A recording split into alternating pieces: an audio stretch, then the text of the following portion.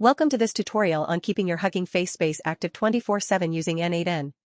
In this video, we'll guide you through creating an easy ping workflow in n8n to prevent your space from entering sleep mode after 48 hours of inactivity. Let's get started.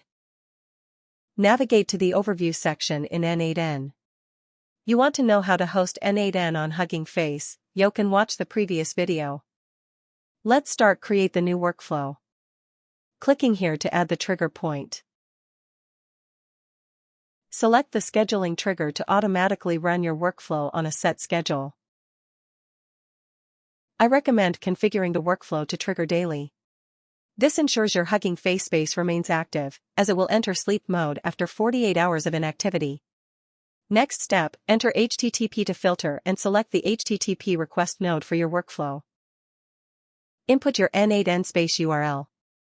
Select the authentication type in generic credential. Enable Basic Auth to provide username and password credentials for the HTTP request. Click here to save the username and password for authentication. Enter the username you previously set as an environment variable in your Hugging Face space, and password you previously set as an environment variable. And click Save. Now, test the workflow to confirm it runs successfully. If you see a success notification, congratulations! Your workflow was successfully executed.